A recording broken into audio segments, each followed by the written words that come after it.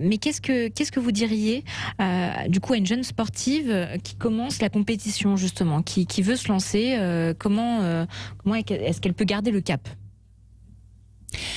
Alors, bien sûr, le contexte actuel est très compliqué parce que beaucoup de jeunes ne peuvent pas pratiquer une activité physique sportive, sauf s'ils sont inscrits dans un club, et encore les clubs viennent seulement de rouvrir.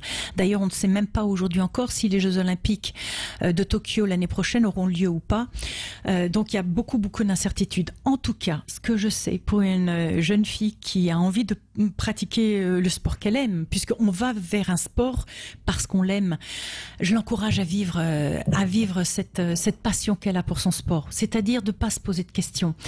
Ce que je me suis rendu compte, Léa, en pratiquant au haut niveau, lorsque j'ai eu quitté la compétition, c'est que tout ce que le sport m'a apporté de capacité de travail, de capacité de me relever d'un échec, capacité de m'adapter à l'environnement. Voilà, ça s'apprend au fil de la pratique d'un sport. Et finalement, l'enfant, il acquiert ses valeurs de façon tout à fait normale. Et ce sont des éléments qui sont indispensables pour rebondir dans sa vie d'adulte.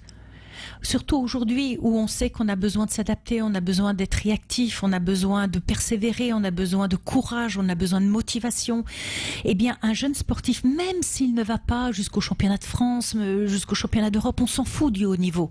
Là, la pratique sportive va lui permettre de travailler en équipe, d'aller s'entraîner toutes les semaines, donc de savoir qu'il y a un entraîneur qui l'attend, il y a une équipe qui l'attend, qui peut pas faire faux bond.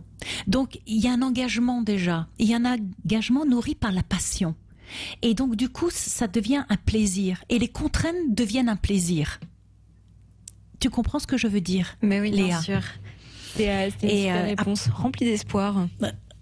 Oui, oui, ne lâchez pas. Et si un jour, à travers votre pratique sportive, vous rencontrez un obstacle qui vous oblige à vous arrêter, tout ce que vous avez acquis n'est pas perdu. Je vous promets que dans votre vie d'adulte, dans votre vie future, c'est une force par rapport aux autres jeunes qui seront en concurrence avec vous sur un poste, par exemple.